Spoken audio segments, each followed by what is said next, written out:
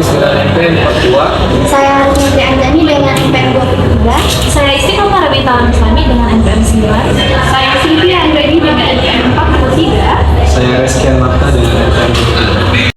Di sini kami akan menjelaskan materi tentang teori antrian. Enjoy this video.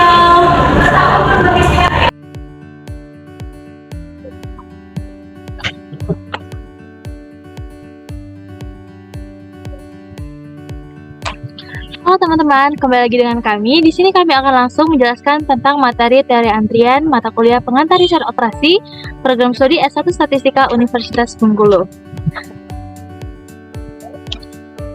Oke, sudah perkenalan bahwa kami dari kelompok 8. Hal yang pertama kami bahas itu adalah apa itu teori antrian. Seperti yang kita ketahui bahwa teori antrian adalah studi mengenai jalur-jalur penantian. Suatu jalur penantian atau antrian akan muncul bila mana fasilitas pelayanan tidak selalu dapat memenuhi permintaan yang terjadi. Tujuannya adalah menentukan jumlah fasilitas pelayanan yang akan memberikan besaran biaya yang minimum. Dapat dilihat dari peta konsep dasar antrian. Yang pertama adalah calling population. Calling population ini adalah memanggil populasi yang nantinya akan memasuki ranah sistem antrian, di mana dalam sistem antrian itu terdapat antrian. Lalu setelah mengantri, mereka akan mendapatkan fasilitas pelayanan. Setelah fasilitas pelayanan mereka terpenuhi, mereka akan berhenti dari sistem pelayanan dan keluar dari sistem tersebut. Untuk selanjutnya adalah apa itu analisis antrian? Analisis antrian merupakan bentuk analisis probabilitas. Hasil dari analisis antrian adalah karakteristik operasional yang merupakan nilai rata-rata dari karakteristik yang menggambarkan kinerja suatu sistem antrian. Hasil karakteristik operasional adalah statistik operasi yang dapat digunakan untuk mengambil putusan dalam suatu operasi yang mengandung masalah antrian. Untuk selanjutnya adalah materi tentang sistem antrian yang akan dijelaskan oleh teman saya Sylvia Anggraini. Kepada Sylvia dipersilahkan. Halo teman-teman, materi selanjutnya yaitu sistem antrian akan saya jelaskan. Berdasarkan gambar di layar, bentuk analisis antrian bisa dilihat dari langganan tiba dengan laju tetap atau tidak tetap untuk memperoleh pelayanan fasilitas pelayanan. Tetapi, jika harus menunggu, maka mereka akan membentuk suatu antrian hingga tiba waktunya untuk dilayani. Mereka akan dilayani dengan laju tetap atau tidak tetap. Selanjutnya yaitu sumber dan mekanisme pelayanan, sumber antrian dan proses masukannya. Ya, yang pertama sumber antrian adalah kumpulan orang atau barang dari mana satu bentuk umum dari proses dan sering digunakan dalam model-model antrian yang dipanggil untuk pelayanan. Menurut Margaret dan teman-temannya, sumber adalah kumpulan orang-orang atau barang yang boleh berhinggah atau tidak berhinggah. Proses masukan menurut Margaret dan teman-temannya dalam sistem antrian sering digunakan juga proses Poisson. Selanjutnya yaitu mekanisme pelayanan. Mekanisme pelayanan dalam sistem antrian terbagi menjadi 3. Yang pertama yaitu tersedianya pelayanan. Mekanisme pelayanan tidak selalu tersedia untuk setiap saat. Yang kedua, kapasitas pelayanan. Kapasitas pelayanan diukur berdasarkan jumlah langganan atau satuan yang dapat dilayani secara bersama-sama. Yang ketiga yaitu lamanya pelayanan. Lamanya pelayanan adalah waktu yang dibutuhkan untuk melayani seorang langganan. Untuk materi selanjutnya akan dijelaskan oleh teman saya Muhammad Hafiz.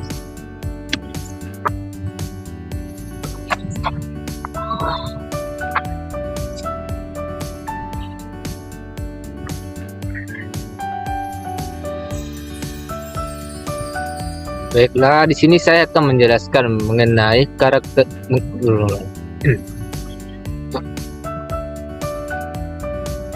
Baiklah, di sini saya akan menjelaskan mengenai materi karakteristik sistem antrian.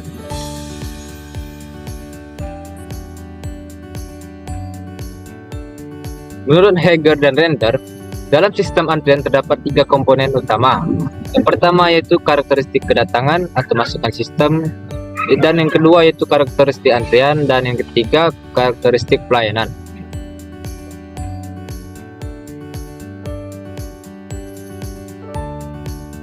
Karakteristik yang pertama adalah karakteristik kedatangan atau masuk ke sistem.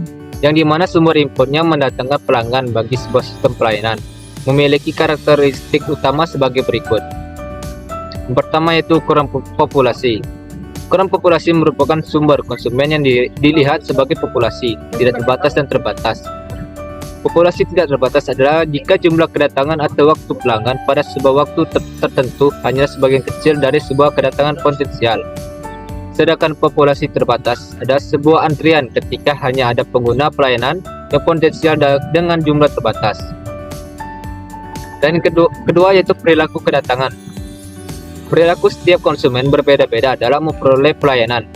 Ada 3 karakteristik perilaku kedatangan, yaitu pelanggan yang sabar, pelanggan yang menolak bergabung dalam antrian, dan pelanggan yang memelot. Ketiga, pola kedatangan. Pola kedatangan menggambarkan bagaimana distribusi pelanggan memasuki sistem.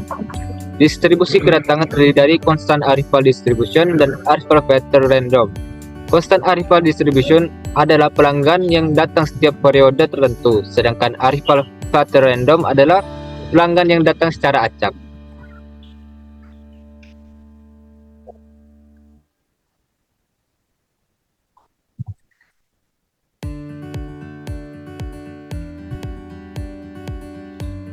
Karakteristik yang kedua yaitu karakteristik antrian, yang merupakan aturan antrian yang mengacu pada peraturan pelanggan yang ada di dalam barisan untuk menerima pelayanan, yang terdiri dari pertama yaitu first come first serve atau first in first out, yaitu pelanggan yang pertama datang pertama dilayani. Misalnya dalam sistem antrian pada bioskop, supermarket, dan lain-lain.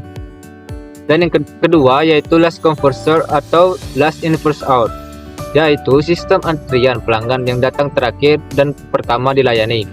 Misalnya sistem antrian pada elevator lift untuk lantai yang sama. Ketiga yaitu service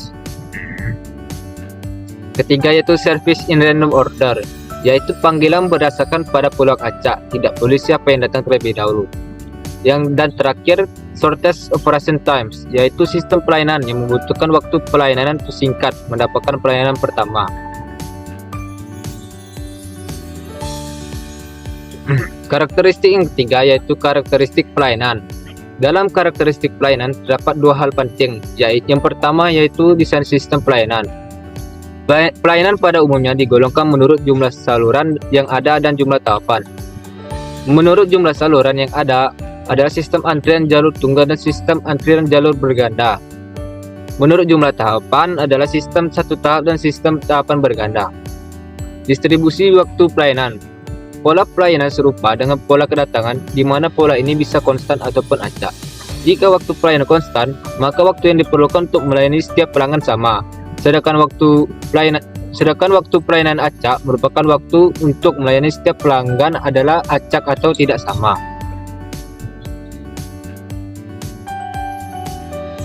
Selanjutnya, materi klasifikasi antrian akan dijelaskan oleh Retno.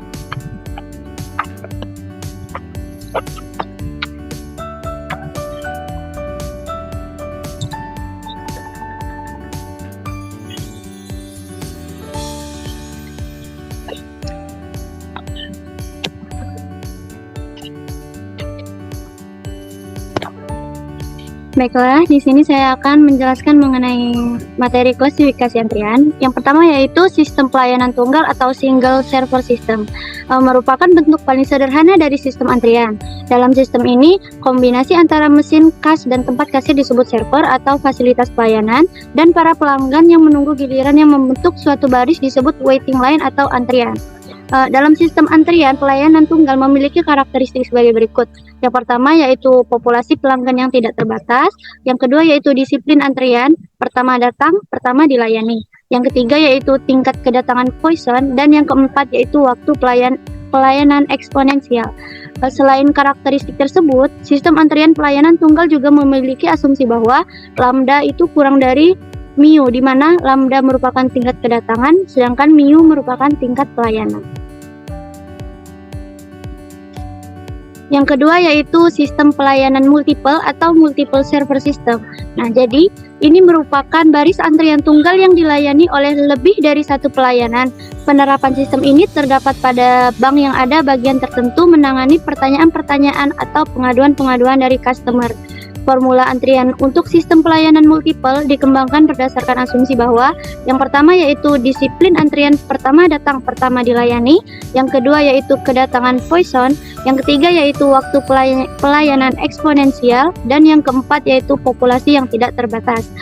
Parameter model pelayanan multiple adalah yaitu lambda merupakan tingkat kedatangan, mu merupakan tingkat pelayanan, C merupakan jumlah pelayan, dan C mu merupakan rata-rata pelayanan efektif sistem tersebut, di mana nilainya harus melebihi tingkat kedatangan atau C mu lebih dari lambda.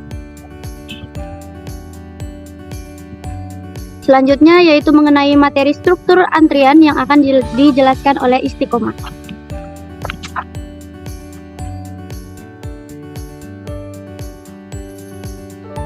Oke, baiklah, selanjutnya saya akan menjelaskan materi tentang struktur antrian. Ada 4 model struktur antrian dasar. Yang pertama adalah single channel single phase, yang kedua single channel multi phase, yang ketiga multi channel single phase, dan yang keempat multi channel multi phase. Kita memasuki yang pertama yaitu single channel single phase. Single channel single phase memuat arti bahwa hanya ada satu jalur untuk memasuki sistem pelayanan atau ada satu fasilitas pelayanan. Struktur ini menunjukkan bahwa hanya ada satu pelayanan, sehingga yang telah mendapatkan pelayanan bisa langsung keluar dari sistem antrian yang ada. Bisa dilihat di sini, saat kedatangan, mereka akan mengantri. Setelah mereka mengantri dan mendapatkan fasilitas pelayanan, mereka akan keluar. Nah, salah satu contoh single channel single phase itu adalah antri saat membeli tiket bioskop. Bisa kalian lihat di sini, itu sistemnya adalah single phase, single channel.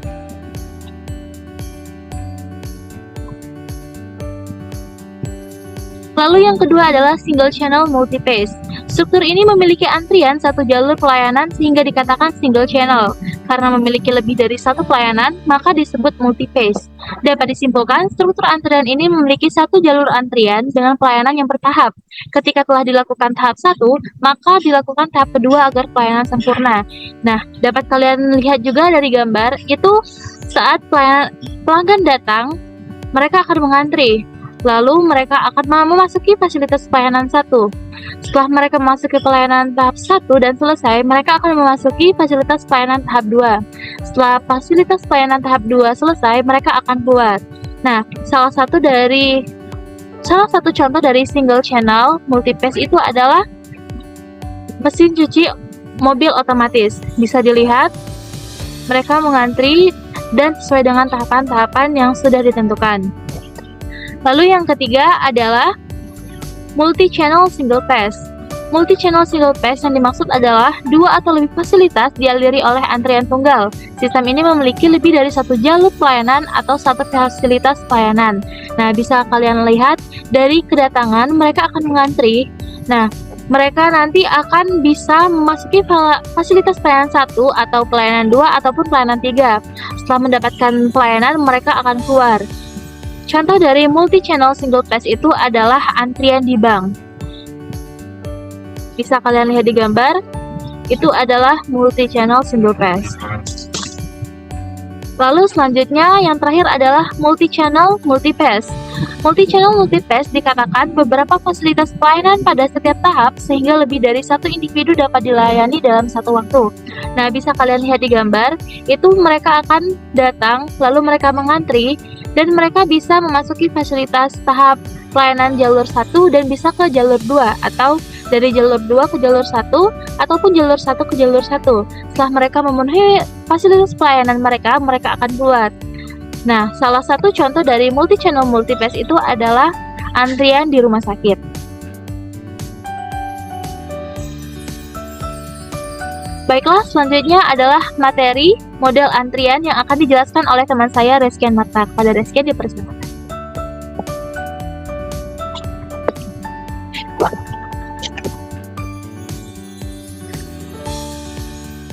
Baiklah, di sini saya akan menjelaskan model antrian.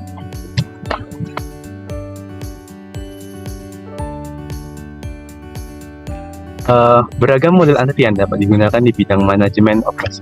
4 model yang paling sering digunakan oleh perusahaan dengan menyesuaikan situasi dan kondisi masing-masing. Dengan mengoptimalkan sistem pelayanan dapat menentukan waktu pelayanan, jumlah saluran antrian, dan jumlah pelayanan yang tepat dengan menggunakan model-model antrian. 4 model antrian tersebut adalah sebagai berikut.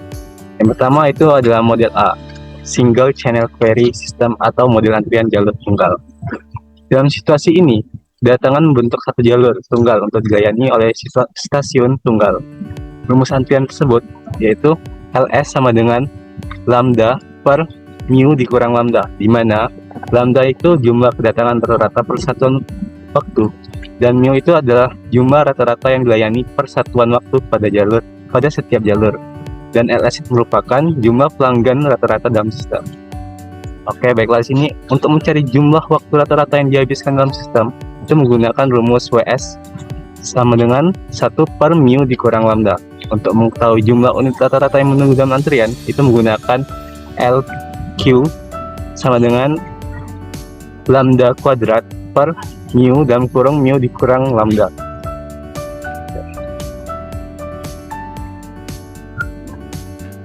Untuk mengetahui waktu rata-rata antrian dalam sistem itu menggunakan WQ sama dengan lambda per mu dalam kurung mu dikurang lambda. Untuk mengetahui faktor utilisasi sistem atau populasi fasilitas pelayanan sibuk itu menggunakan lambda per mu. Kalau untuk mengetahui probabilitas terdapat 0 unit dalam sistem itu menggunakan 1 dikurang lambda per mu. Kalau untuk mengetahui probabilitas terdapat lebih dari sejumlah K unit dalam sistem, di mana N adalah jumlah unit dalam sistem, itu menggunakan kurung siku dalam kurung siku dalam kurung lambda per mu dikuadrat pangkat K ditambah 1.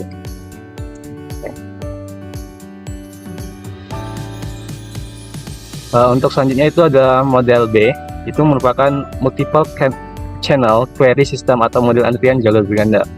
Sistem antrian jalur berganda terdapat 2 atau lebih jalur atau stasiun pelayanan yang tersedia untuk menangani pelanggan yang akan datang. Asumsi bahwa pelanggan yang menunggu pelayan membentuk satu jalur yang akan dilayani pada stasiun pelayanan yang tersedia pertama kali pada saat itu. Pola kedatangan mengikuti distribusi Poisson dan waktu pelayanan mengikuti distribusi eksponensial negatif.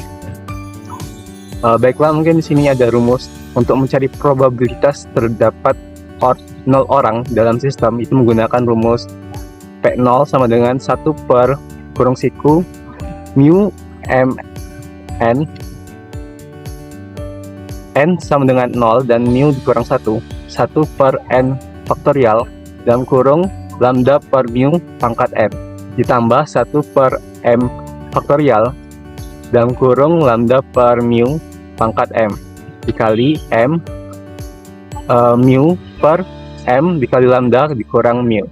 Untuk mengetahui jumlah pelanggan rata-rata dalam sistem itu menggunakan rumus mu dikali lambda dalam kurung lambda per mu dalam pangkat m per m dikurang 1 faktorial dikali m mu dikurang lambda kuadrat PO ditambah lambda per mu. Untuk mengetahui waktu rata-rata yang dihabiskan seorang pelanggan dalam antrian itu menggunakan LS per lambda. Untuk mengetahui jumlah orang atau unit rata-rata yang menunggu dalam antrian itu menggunakan LS dikali lambda per mu. Untuk mengetahui rata-rata yang dihabiskan oleh seseorang pelanggan atau unit untuk menunggu dalam antrian itu menggunakan LQ per lambda, di mana M itu merupakan jumlah jalur yang terbuka, lambda itu merupakan jumlah kedatangan rata-rata per satuan waktu, mu merupakan jumlah orang dilayani per satuan waktu pada setiap jalur, dan N itu merupakan jumlah pelanggan, P0 merupakan probabilitas terdapat 0 orang dalam sistem, LS merupakan jumlah pelanggan rata-rata dalam sistem, dan LQ dan merupakan jumlah unit rata-rata yang menunggu dalam antrian. Baiklah, ini berikutnya itu model C. Itu merupakan constant service atau waktu pelayanan konstan. Beberapa sistem memiliki waktu pelayanan yang tetap dan bukan berdistribusi eksponensial seperti biasanya. Untuk rumus C itu bisa dilihat pada gambar berikut. Untuk pertama itu panjang antrian itu menggunakan rumus X kuadrat per 2 dikali mu dalam kurung mu dikurang lambda. Untuk waktu menunggu dan antrian rata-rata itu menggunakan rumus lambda per 2 mu dikali mu dikurang lambda. Untuk mengetahui jumlah pelanggan dalam sistem rata-rata itu menggunakan rumus LQ ditambah lambda per mu. Dan untuk waktu tunggu rata-rata dalam sistem itu menggunakan WQ ditambah 1 per mu. Baiklah, ini berikutnya itu model terakhir, model D, limit population atau populasi terbatas. Model ini berbeda dengan 3 model lainnya karena saat ini terdapat hubungan saling ketergantungan antara panjang antrian dan tingkat kedatangan. Ketika terdapat sebuah populasi pelanggan potensial yang terbatas bagi sebuah fasilitas pelayanan, maka model antrian berbeda harus dipertimbangkan. Untuk mengetahui faktor pelayanan itu menggunakan rumus T per T plus U. Untuk mengetahui jumlah antrian rata-rata itu menggunakan N dalam kurung 1 dikurang F. Dan untuk mengetahui waktu tunggu rata-rata itu menggunakan L dalam kurung T plus U per N dikurang L, yang dimana didapatkan hasil T dalam kurung 1 dikurang F per X kali V F. Untuk mengetahui jumlah pelayan rata-rata itu menggunakan rumus NF dalam kurung 1 dikurang X. Dan untuk mengetahui jumlah dalam pelayanan rata-rata itu menggunakan F N kali X. Dan untuk mengetahui jumlah populasi itu menggunakan rumus J plus L plus H, yang dimana untuk D itu merupakan probabilitas sebuah unit harus menunggu di dalam antrian. F itu merupakan faktor efisiensi dan H itu merupakan rata-rata jumlah unit yang sedang dilayani, dan J itu merupakan rata-rata jumlah unit yang tidak berada dalam antrian. L merupakan rata-rata jumlah unit yang menunggu untuk dilayani, dan M itu merupakan jumlah jalur pelayanan, dan N itu merupakan jumlah pelanggan potensial. T itu waktu pelayanan rata-rata, dan U itu merupakan waktu rata-rata antara unit yang membutuhkan pelayanan. W itu merupakan waktu rata-rata sebuah unit menunggu dalam antrian, dan X itu merupakan faktor pelayanan. Baiklah, ini sedikit contoh soal untuk pembelajaran. Contoh soal yang pertama itu restoran cepat saji mempunyai loket drive-thru pelanggan dalam mobil datang rata-rata 10 orang per jam. Dibutuhkan rata-rata 4 menit untuk menerima dan mencatat pesanan. Restoran mempunyai target penyiapan 3 menit. Apakah sistem saat ini dapat mencapai target tersebut? Baiklah, mungkin sini bisa teman-teman ketahui bahwa di sini ada rata-rata mobil yang datang itu 10 orang per jam. Jadi lambdanya itu merupakan 10 dan mu-nya itu sama dengan 15. Dan dimasukkan ke rumus menggunakan rumus VQ sama dengan lambda per mu dalam kurung mu dikurang lambda. Maka tinggal dimasukin 10 per 15 dalam kurung 15 dikurang 10, maka didapatkan hasil yaitu 8 menit. Baiklah, untuk contoh soal yang selanjutnya akan disampaikan oleh Retno.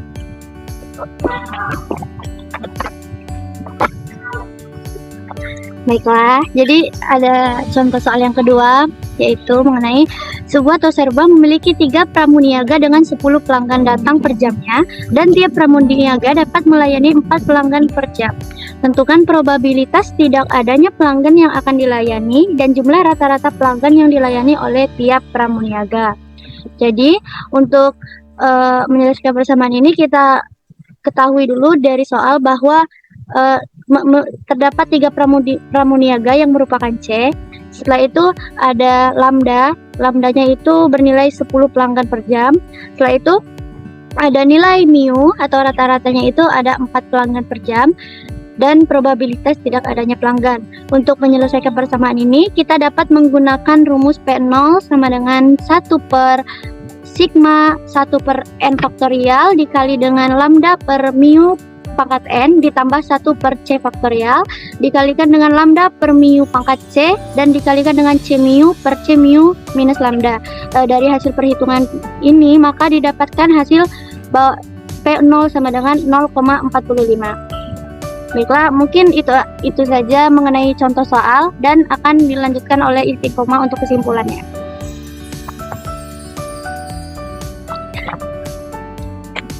Oke, baiklah teman-teman, itulah tadi materi yang kami sampaikan mengenai teori antrian.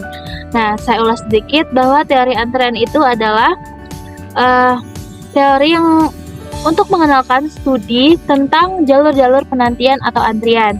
Nah, seperti yang kita ketahui tadi, ada beberapa karakteristik, model antrian, struktur antrian, dan lain sebagainya.